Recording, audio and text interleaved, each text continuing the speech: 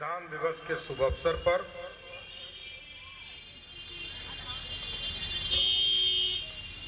इस कार्यक्रम की अध्यक्षता कर रहे भारतीय जनता पार्टी के जिला अध्यक्ष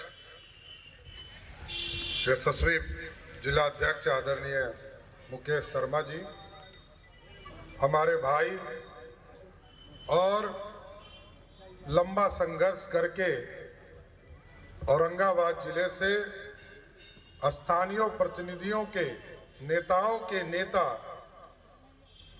विधान परिषद के सदस्य आदरणीय दिलीप जी,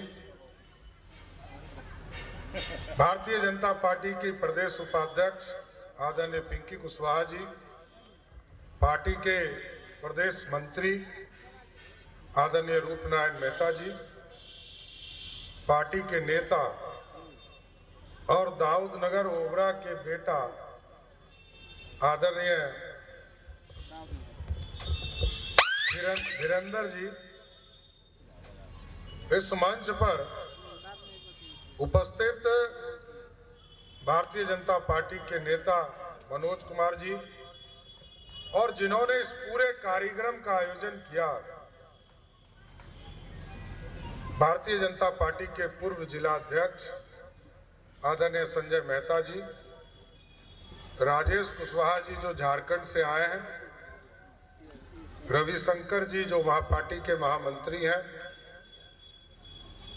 अश्वनी तिवारी जी जो पार्टी के तो नेता हैं ही, साथ साथ चाणक्य के पूरे टीम जो बनाकर इन्होंने रखा है, विशेष तौर पर अश्वनी तिवारी जी, ज्वल कुमार सिंह जी, अमन कुशवाहा जी, संजय गुप्ता जी, अमरिंदर सिंह जी, जितेंद्र जी, राजेंद्र पासवान जी, पप्पू अग्रवाल जी, मनोज शर्मा जी और इस मंच पर उपस्थित तमाम नेतागण और मंच के सामने उपस्थित तमाम भाइयों, बुजुर्गों, नौजवान साथियों, छोटे छोटे बच्चों, माताएं, बहनों, आज इस देश के संविधान दिवस का शुभ अवसर है और जिस संविधान से ये देश चलता है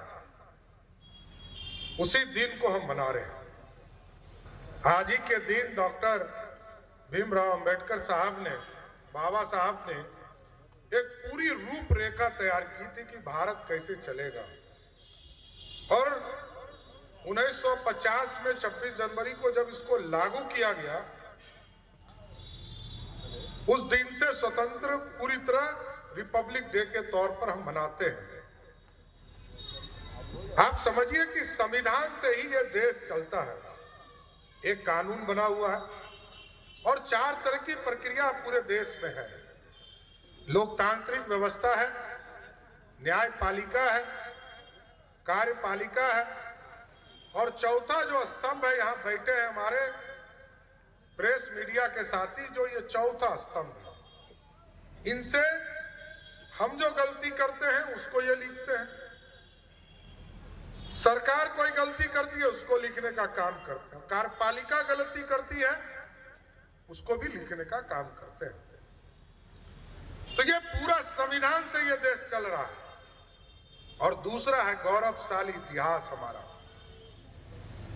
सम्राट अशोक ने अखंड भारत की कल्पना की थी और उस अखंड भारत को सजाने का काम आज कौन कर रहा है? इस देश के यशस्वी प्रधानमंत्री नरेंद्र मोदी जी करने का काम कर रहे हैं। और नरेंद्र मोदी जी ने दिखाया कि लोकसभा जो संसद भवन है उसके ऊपर अशोक स्तंभ का एक भव्य निर्माण कराकर पूरे देश को समर्पित करने का काम किया। और आज हम धन्यवाद देना चाहते हैं संजय मेहता जी को, जिन्होंने ये प्रयास किया कि अपने घर के सबसे ऊंचे मंजिल पर पूरे दाऊदनगर के लोग कहीं से भी अशोक स्तंभ देखने का काम करें। तो इसके लिए हम इनको विशेष तौर पर धन्यवाद देना चाहते हैं। कई लोग हैं इस देश में जिन्होंने देश का निर्माण किया और सम्राट अशोक उसमें से एक सबसे महान सपूत इस देश के हुए। जिनकी दो तरह के चरित्र देखे जाते हैं। और इस मगध के राजा थे, तो मगध में सिर्फ ये मगध नहीं था, ये मगध यहां से लेकर ईरान तक था, पाकिस्तान तक था। ये मगध सिर्फ अभी जो हम लोग प्रमंडल कहते हैं कि ये जो 4 जिला 5 जिला है, यही मगध नहीं है। उस समय का जो मगध था वो हिंदुस्तान से लेकर पाकिस्तान और ईरान तक पहुंचने का काम करता था। और वो राजा ऐसा थे कि जब युद्ध लड़ने गए तो लड़ते लड़ते लड़ते लड़ते इस दुनिया के भूभाग को, सबसे बड़े भाग को भारत बनाने में सफल हुए। खून की नदियों को बहाने का काम किया। और दूसरा चरित्र उनका तब आया जब उन्होंने शस्त्र को त्यागा और अहिंसा के पुजारी बने, गौतम बुद्ध के विचारधारा, सनातन के विचारधारा को लेकर आगे बढ़ने का काम किया। इस देश में 2 तरह के चरित्र को देखे गए। बाद में महात्मा बुद्ध के विचारधाराओं को सब लोगों ने सराहा। और आज देश के प्रधानमंत्री जब दुनिया में जाते हैं तो बड़ा स्पष्ट तौर पर कह के आते हैं कि हम उस देश से आते हैं जिस देश में बुद्ध ने विचारधारा दिया इस देश को। हम गौतम बुद्ध के देश से आए हैं। और ये नरेंद्र मोदी जी कोई एक व्यक्ति नहीं है, विचारधारा। आज देश को खड़ा करने में देश के प्रधानमंत्री लगे हैं, लेकिन साथियों अभी काम बहुत करना है। बिहार में लंबे समय से हम लोग राजनीति में हैं और बिहार की राजनीति को हम लोगों ने देखा कि जिस तरह लोग यहां पलटी मारने का काम कर रहे हैं, हमको लगता है कि राजनीति भी शर्मा गया है। इतिहास गवाह रहेगा, जिस व्यक्ति को सबसे ज्यादा सम्मान बिहार की राजनीति में लोग करते थे, वो व्यक्ति ही सबसे ज्यादा अपने आप को पलटासन के नाम से जाने जा रहे हैं। अब क्या दुर्भाग्य है, 94 में याद कीजिए समता पार्टी का निर्माण हुआ और लवकुश समाज के लोग खड़े हुए। दीपिका खड़ी थी, भारतीय जनता पार्टी खड़ी थी। बाद में एनडीए 1996 में आके बना और तब हम लोग जो महागठबंधन के लोग यूपीए थे उसको हराना शुरू किया। लेकिन जब समता पार्टी का निर्माण हुआ तो मूलतः हम लवकुश की पार्टी बोले जाते थे कि लवकुश की पार्टी है। और अभी 2 चुनाव हुए साथियों, एक चुनाव हुआ गोपालगंज में और दूसरा चुनाव हुआ मोकामा में। एक जगह हम जीते, एक जगह महागठबंधन जीता। पिछला चुनाव 2015 में महागठबंधन और बीजेपी लड़ी थी मोकामा, वहां हमको 12,000 वोट आया था। और इस बार कितना आया? हमको 63,000 वोट आया। और पिछले बार जब आरजेडी लड़ रही थी 2020 में, तो आरजेडी के प्रत्याशी को 77,000 वोट और नीतीश जी के प्रत्याशी को वहां 43,000 वोट पड़ा। इस बार जब चुनाव हुआ मोकामा में तो महागठबंधन को 1,000 वोट बढ़ा। इसका मतलब है कि बिहार के जो राजा हैं उनके राजनीतिक विरासत में 1,000 ही वोट रह गया है, दूसरा वोट नहीं है। क्योंकि लवकुश समाज भी अब देश के यशस्वी प्रधानमंत्री नरेंद्र मोदी जी के तरफ देख रहा है। और इसलिए देख रहा है, जिस तरह हम टेंट में बैठे हैं साथियों, हमारे अराज, हमारे प्रभु श्री राम लगभग 400 वर्षों से इंतजार कर रहे थे कि टेंट में बैठकर कि कोई भगरत आए, हमको भी इस टेंट से निकालकर एक भव्य राम मंदिर में बैठाए। इसको किसी ने स्थापित किया तो वो आदरणीय नरेंद्र मोदी जी ने किया। और हम आपको आश्वस्त करने आए कि 2024 के 14 जनवरी को पूरे देश के साधु संतों ने तय किया है कि आप अयोध्या चलिए और 14 जनवरी 2024 से कोई भी व्यक्ति, पूरे देश का कोई भी व्यक्ति प्रभु श्री राम के भव्य राम मंदिर में पूजा करने का काम कर सकता है सच। और जिस राजा की गुणगान के लिए हम आज यहाँ आए हैं, सम्राट अशोक की कल्पना, अखंड भारत का सपना पंडित चाणक्य ने देखा था। और पंडित चाणक्य ने जिन्हें जो चीजों की स्थापना की कल्पना की, बाद के कालखंड में आजादी के बाद तो तोड़े गए हिंदुस्तान, 2 भाग में हिंदुस्तान की 3 भाग में बटा, बांग्लादेश बाद में बना। और आज भी कश्मीर हमसे अलग था, लेकिन 2019 में जब आपने वोट दिया और यहां से एनडीए प्रत्याशी को चुनाव जिताकर भेजा, तो देश के प्रधानमंत्री जी ने जो अखंड भारत का सपना था, क्योंकि औरंगाबाद जिले के लोग कश्मीर में कोई जमीन नहीं खरीद सकते, कश्मीर का वोटर नहीं हो सकता था।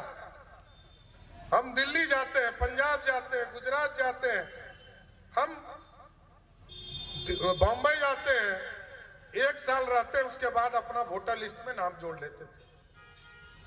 लेकिन हम कश्मीर जाते थे तो ना हमको वहां का लोग पूछता था कि कोई हम हिंदुस्तानी हैं, क्योंकि वो अपने आप को कश्मीरी समझता था। और नरेंद्र मोदी जी और अमित शाह जी को हम विशेष तौर पर धन्यवाद देना चाहते हैं साथियों, जो पंडित चाणक्य का सपना था और जिसकी स्थापना सम्राट अशोक, हमारे राजा मगध के राजा ने किया था, उसको भी नरेंद्र मोदी की सरकार ने 370 को उखाड़कर कचरे के ढेर में फेंकने का काम किया। भाजपा के लोग जाते थे, जनसंघ के लोग जाते थे, लोग पूछते थे कि अरे तारीख तो बताइए कब राम मंदिर बनेगा, तारीख भी अब बताइए गांव में जाकर कि 14 जनवरी 2024 को हम भव्य राम मंदिर में आपको पूजा कराएंगे। और दूसरी जो सबसे महत्वपूर्ण बात है कि आप जो झंडा लेकर भाजपा के कार्यकर्ता, जनसंघ के कार्यकर्ता घूमते थे और कहते थे कि नहीं चलेगा 2 विधान, नहीं चलेगा 2 निषाद, नहीं चलेगा 2 प्रधान, उसको, उस थोरी को भी आपने जमीन पर उतारने का काम किया। हम जो 1950 में कहते थे वही आज भी कर रहे हैं। सैद्धांतिक तौर पर यह पार्टी कभी नहीं बदली, एनडीए में बने, हमने कॉमन मिनिमम प्रोग्राम भी बनाया, लेकिन कभी ये नहीं कहा कि हम राम मंदिर से हट गए, हम 370 से हट गए। आप सोचिए कि 1950 में डॉक्टर श्यामा प्रसाद मुखर्जी जी ने जो सपना देखा था उसको पूरा करने में 2019 लगा, बदले नहीं, सैद्धांतिक तौर पर कड़े रहे। और आज हम साथियों ये बताना भी चाहते हैं, संविधान दिवस है आज, बहुत लोगों को कंफ्यूजन है। राष्ट्रीय जनता दल के लोग बहुत आरक्षण की बात करते हैं। कभी आपके गांव में आए राजद के नेता तो उनसे पूछिएगा कि 15 साल तक लालू जी और राबड़ी देवी जी बिहार की मुख्यमंत्री रही, तो किसी एक वर्ग को आरक्षण दिया क्या? दलित को आरक्षण दिया क्या? अति पिछड़े को आरक्षण दिया क्या? ओबीसी को आरक्षण दिया क्या? उच्च जाति को आरक्षण दिया क्या? नहीं दिया। आरक्षण तब इस देश में लागू हुआ है जब भाजपा का सहयोग रहा है, ये मैं बता रहा हूं।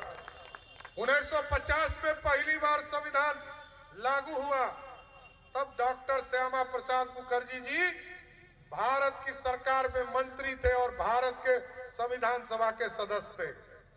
तब दलितों को और आदिवासी समाज के लोगों को आरक्षण मिला। दूसरी बार आरक्षण कब मिला? जब बिहार में कर्पूरी ठाकुर जी मुख्यमंत्री थे। कांग्रेस विरोध कर रही थी, और समर्थन कौन दे रहा था? भाजपा में जो जनसंघ के लोग थे, कैलाशपति मिश्र जी के नेतृत्व में हम आरक्षण का समर्थन कर रहे थे। मंडल कमीशन कब लागू हुआ? लालू जी कहेंगे कि मंडल कमीशन हमने लागू किया। अरे भाई, तो मंडल कमीशन के लिए बीपी सिंह जी को क्रेडिट दे कि आपको दे? क्योंकि प्रधानमंत्री तो वो थे।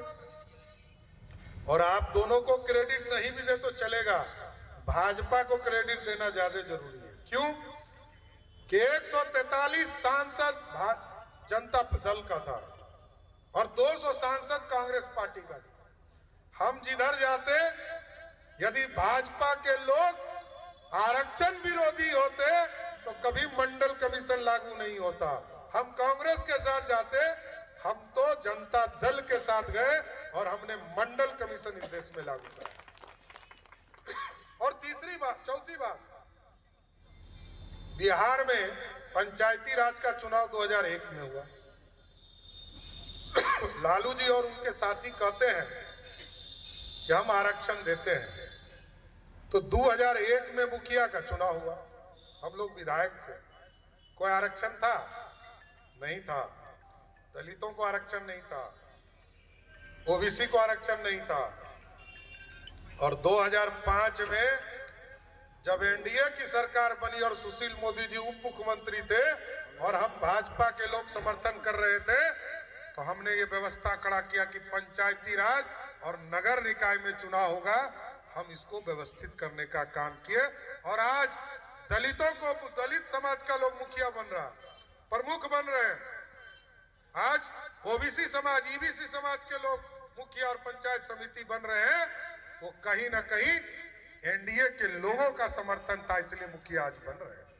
और जब इस देश में लगा, क्योंकि पहले तो उच्च जाति समाज के लोग इस देश में प्रधानमंत्री बन रहे थे, लेकिन जब भारतीय जनता पार्टी के अति पिछड़ा का बेटा और एक चाय बेचने वाले परिवार से आने वाले इस देश के प्रधानमंत्री बने, साथियों, तो उच्च जाति के जो गरीब थे उसको भी आरक्षण किसने दिया? नरेंद्र मोदी की सरकार ने। साथियों, ये पूरी संरचना हम सबका साथ, सबका विकास और सबके विश्वास की बात करते हैं। हम दलितों की बात करते हैं, अति पिछड़ों की बात करते हैं, उच्च जाति की बात करते हैं और पूरा सिस्टम बनाते हैं। अभी नीतीश कुमार जी से मैं आपके माध्यम से पूछना चाहता हूं, आपने भी आयोग बनाया, आयोग में कौन सदस्य है? आयोग का अध्यक्ष, अभी अति पिछड़ा आयोग का अध्यक्ष कौन है? नवीन आर्या जी, जो जनता दल यूनाइटेड के जनरल सेक्रेटरी हैं और पार्टी के सदस्य हैं, लेकिन उसको आयोग का सदस्य बनाया, अध्यक्ष बनाया। डॉक्टर ने उनको अगला 6 महीने तक आराम करने कहा है, 6 महीने तक। अभी सब रिपोर्ट नीतीश कुमार तैयार कर रहे हैं, मैं सीधा आरोप लगा रहा हूं, ये सारा रिपोर्ट नीतीश कुमार जी कर रहे हैं। कोई अति पिछड़े का जांच नहीं हो रहा। हमने तो कहा था कि जुडिशियल कमीशन बनाओ और नीतीश कुमार जी ने यह जानबूझकर अति पिछड़े समाज को अपमानित करने का काम किया। हम जब पंचायती राज के मंत्री थे तो हमने स्पष्ट तौर पर लिखकर इनको भेजा कि आपको आयोग का एक कमेटी का गठन करना पड़ेगा। तारकिशोर जी नगर विकास मंत्री थे, उन्होंने भी कहा, लेकिन नीतीश कुमार जी ने कहा कि हम तो 2005 में ही कमेटी का गठन किए। अब देखिए दुर्भाग्य, और आज भी लोग कह रहे हैं कमेटी का रिपोर्ट आने वाला है। क्यों? क्योंकि सब तो डीएम बना रहा है, आयोग के लोग को पता भी नहीं होगा। मैं गारंटी देता हूं, किसी आयोग के मेंबर को पता भी नहीं होगा। और अभी तक इस नगर निगम है, क्योंकि दाऊद नगर यहां तो नगर निगम है और इस यहां आचार संहिता है, पता है कि नहीं आप? यहां अगले साल है। तो जहां पर चुनाव की डिक्लेयर हुए सब जगह पर आचार संहिता लागू है। अब सोचिए कि 1.5 महीना से कोई चुनाव का कार्य नहीं हो रहा, लेकिन नीतीश कुमार जी की सरकार लोगों को चुनाव नहीं कराकर आचार संहिता जरूर लगाकर, इसलिए नीतीश कुमार जी से मैं यही समझता हूं, मैं भी उनको 30 साल से बिहार की राजनीति में देख रहा हूं। एक तो लोग थक भी गए, दूसरा लगता है कि सिद्धांत नहीं बचा। महात्मा गांधी जी के जितने सिद्धांत थे वो सब सिद्धांत नीतीश कुमार जी भूल गए, कोई सिद्धांत नहीं है। ये आज राजद के साथ है, कल कांग्रेस के साथ भी जा सकता है, कल माले के साथ भी जा सकता है।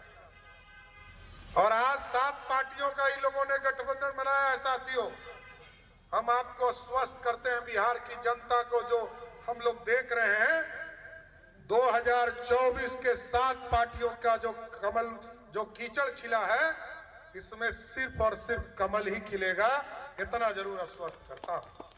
इसलिए आज संविधान दिवस के अवसर पर और अशोक स्तंभ के जो मूर्ति का अनावरण हुआ, मैं जरूर एक प्रेरणा के तौर पर आग्रह करूंगा। कल हमको एमसीडी चुनाव में दिल्ली में भी जाना है, इसलिए हम क्षमा भी चाहते हैं, लेकिन एक प्रेरणा चाहता हूं कि आप लोग जरूर लेके जाए, संकल्प लीजिए। हमको भी अच्छा लगा कि देश के प्रधानमंत्री जी ने तो संसद के ऊपर अशोक स्तंभ बनाने का काम किया और भारत के प्रतीक को बताने का काम किया। हम लोग जितने लोग यहाँ पर बैठे हैं और जो लोग बाहर सुन भी रहे हैं, ये जरूर कल्पना करनी चाहिए कि अपने घरों के ऊपर राष्ट्रीय ध्वज के साथ साथ हम अशोक स्तंभ भी बनाने की शुरुआत करें। यही हमारा गौरव है, हमारा प्रतीक यही है। हम दुनिया में जाते हैं तो स्टाम्प यही लगता है, मोहर यही लगता है। हम एंट्री करते हैं देश में तब भी अशोक स्तंभ लगता है, बाहर जाते हैं तब भी अशोक स्तंभ लेके जाना पड़ता है। इसलिए हम संजय मेहता जी और पूरी टीम को, अश्विनी जी को, रविशंकर जी को और सभी लोगों को, हमारे जिला अध्यक्ष मुकेश शर्मा जी को, दिलीप जी को, दिलीप जी तो बहुत संगठन से जुड़े हुए और लगातार पंचायती संस्थानों को मजबूत करने में लगे।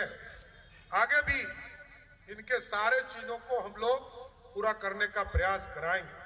लेकिन जो स्थिति है आज कॉलेज की, क्या स्थिति है आप समझ लीजिए साहब। सारे यूनिवर्सिटी में बिहार के बच्चे को 4 से 5 साल लगता है डिग्री लेने में। नीतीश कुमार जी, आपके चुनाव को यदि 5 साल से घटा के 2 साल कर दिया जाए तो बर्दाश्त कीजिएगा? नहीं ना करेंगे। तो कल्पना कीजिए, पूरी सिस्टम को बदलने की जरूरत है, पूरी थ्योरी को बदलने की जरूरत है। और दाऊद नगर के लोगों से आग्रह करेंगे कि भाई, हम तो 2015 में हमने एक सम्राट अशोक भवन यहाँ 1.5 करोड़ रुपया दिया था और अभी तक बन नहीं पाया क्योंकि जमीन ही नहीं मिल पा रहा। हमने कई बार नगर निगम के लोगों को कहा है कि भाई, जो ही खुले मैदान में हम प्रोग्राम करते हैं, और दिलीप जी को हम थोड़ा भार देंगे कि दिलीप जी आप प्रतिनिधि भी हैं और इसी इलाके से भी आते हैं, और दाऊद नगर में हमने 1.5 करोड़ रुपया एक भव्य टाउन हॉल बनाने के लिए दिया है। क्योंकि आज यदि 25-50 हजार रुपया खर्चा हुआ टेंट पंडाल लगाने में, तो ये लगाने की जरूरत कल नहीं लगे। तो इसको ही कोशिश कीजिए कि आगे के दिनों में उसको जमीन दिलवाकर एक भव्य सम्राट अशोक टाउन हॉल यहाँ बनाने का काम कीजिए। क्योंकि आपके यहाँ पैसा पड़ा हुआ, पैसा यदि वापस भी चला गया होगा तो हम गारंटी देते हैं कि आपके पैसा को दिलाएंगे और आपके यहाँ भव्य सम्राट अशोक भवन बने। ये कल्पना करना चाहिए। इसलिए बहुत से चीजें हैं, आगे के दिनों में भी आपसे विचार करने आऊंगा। सम्राट अशोक के शिलालेख को भी हम जूनागढ़ में चुनाव में थे, हम गए जूनागढ़ में, तो इतना अच्छा से वहां पर सम्राट अशोक के जो शिलालेख रखे हुए हैं उसको पूरी व्यवस्था की हुई। और जब हम गए तो हमने देखा कि वहां पूरा पर्यटन का व्यवस्था किया हुआ है। जूनागढ़ में वहां टिकट लेना पड़ता है देखने के लिए, और बिहार में एक ही शिलालेख बचा है जो चंदन पहाड़ सासाराम में पड़ा है, और उसको भी अतिक्रमण किया है लोगों ने। हम जिलाधिकारी के यहाँ गए थे, हमने भी नियम कानून तोड़कर, क्योंकि हमको कैबिनेट मिनिस्टर का दर्जा है, इसके बावजूद हमने जिलाधिकारी को ज्ञापन दिया कि चंदन पहाड़ पर जो अवैध कब्जा है उसको खाली कराइए। और ये पूरे देश के स्वाभिमान की बात है। ये सम्राट अशोक किसी जाति धर्म के लोग नहीं थे, इस भारत के निर्माता थे, भारत को खड़ा करने वाले। और गोल्डन एरा, हम यदि इतिहास पढ़ते हैं, कोई भी साथी हमारे नौजवान इतिहास पढ़ते हैं, तो स्वर्णिम काल किसका था? ये मौर्य डायनेस्टी था, जो सोने की चिड़िया बनाया जिसने, और 2000 वर्ष तक ये सुरक्षित रहा, और ये 20 साल में उसको अवैध कब्जा करने का काम किया जा रहा है। इसलिए हम उसमें भी आप लोगों से सहयोग मांगेंगे। लेकिन आज संजय मेहता जी को मैं विशेष तौर पर धन्यवाद देते हुए कि आपने अशोक स्तंभ को अपने घर पर इतने भव्य तौर पर खड़ा किया है, इसके लिए विशेष तौर पर धन्यवाद देता हूं और पूरी शुभकामना देता हूं कि आज भारत का संविधान का दिवस है, और भारत में जो हम पूरे लोग रहते हैं, संविधान से चलते हैं, ये देश संविधान से चल रहा है। इस संविधान को बचाए रखने में सबका सहयोग बना रहे। बहुत बहुत धन्यवाद।